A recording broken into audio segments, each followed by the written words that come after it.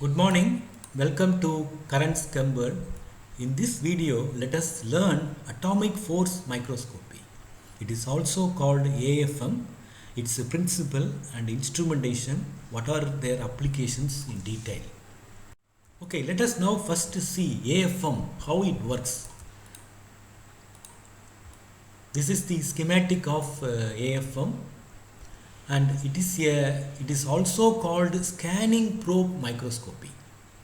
Okay, because it uses a probe tip sharp tip to image the entire surface by scanning, and also it measures the forces between the atoms of the tip and the sample at nanoscale atomic scales. It is based on the attractive or repulsive force between the sample and the tip. Okay, so the attractive forces are measured and the repulsive forces are measured, and various forces are measured. We will see in detail. Third point, a sharp tip is used as probe. It feels the surface and detect the variations in the force in the sample surface, and it is imaged. It produces 3D topographical image of the sample surface at nano atomic scale resolution. It can work. The important advantage of AFM is that it can work in ambient air, that is physiological conditions. It can provide higher resolution image than some. Electron microscope cannot be used in ambient air because air should not be present. It should be under vacuum, whereas AFM is can work in physiological solution and ambient air. It was invented by Herb Pinnick, Calvin Coet, and Christoph Herber in the year 1980s, and they won a Nobel Prize for this AFM microscope invention. Okay, now let us see the animation of schematic of AFM instrument. It consists of first let us take sample as shown here, and then it consists of cantilever. It is nothing but a iron beam, or a beam, not iron beam, a beam. At one end is fixed. You see, one end is fixed, and the other end is flexible, that is the other end is movable. This end is right end is fixed. Okay, and now you see it is the flexible end is attached to a sharp probe. Okay, and you have mirror here, and laser source, and photo detector array. Okay, now when the probe tip scans the surface, okay, it undergoes deflection. Okay, it undergoes movement because of attraction or repulsion, and this because of variations in forces, it will undergo movement, deflection, and this laser beam is used to measure the deflection or the movement due to the attractive or repulsive force between the tip and the sample.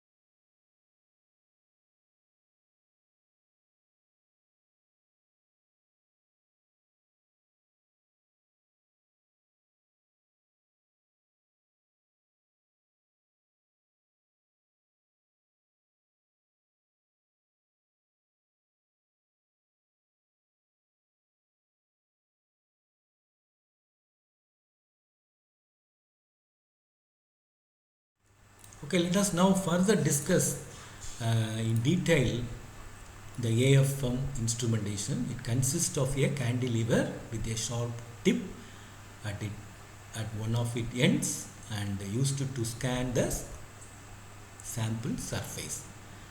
It is typically made of silicon or silicon nitride with a tip radius of nanometer,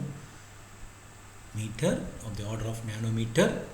When the tip is brought close to sample surface, okay, forces between the there are forces between the atoms at the tip and the sample, okay, causes deflection or movement of the cantilever. Okay, so the movement of cantilever is detected by using laser and photo detector array.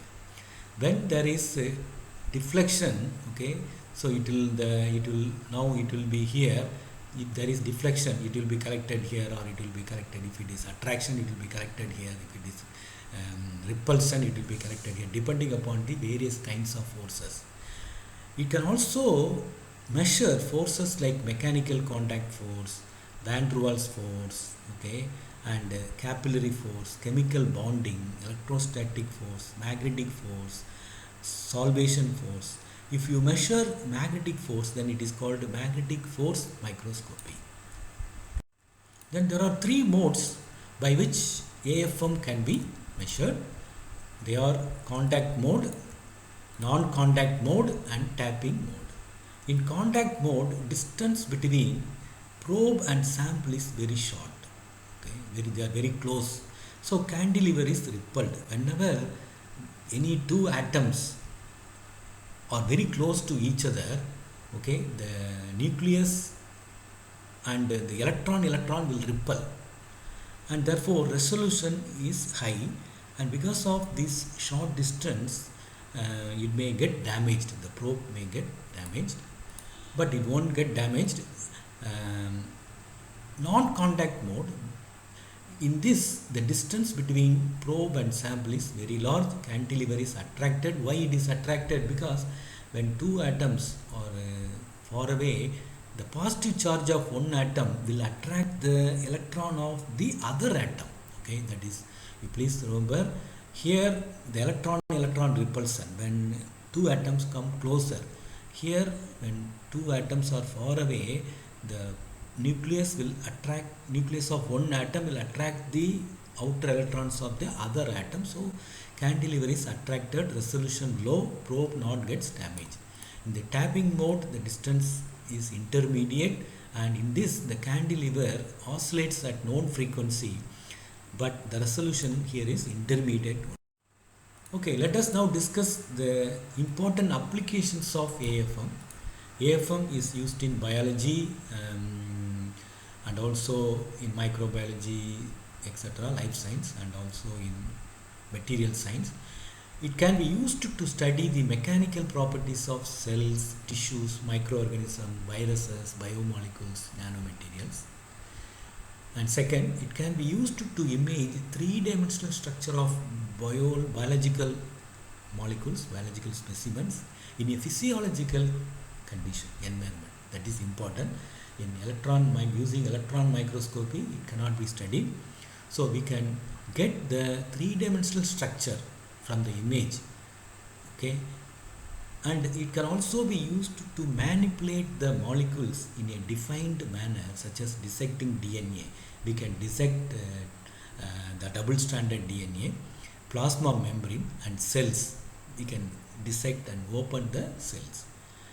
It is used to study the structural, electrical properties, mechanical properties, optical properties, thermal properties of nanomaterials or cells, etc. It can be used to manipulate the structure of nanomaterials, such as chemically modifying a surface atom with an AFM tip. And it can generate very high resolution topographical 3D images and probe biophysical sample properties. And any kind of samples can be analyzed, can be imaged by using AFM, such as polymers, adsorbed molecules, thin film, fibers, powders in the ambient air condition. Okay, let us now see the AFM image of DNA molecule, how it is folded, you can see here. And let us see now the AFM image of gold nanoparticles. This is 2D image and this is 3D image. We can clearly see the gold nanoparticles. Thank you for watching. Please share and subscribe. Thank you again. Thank you.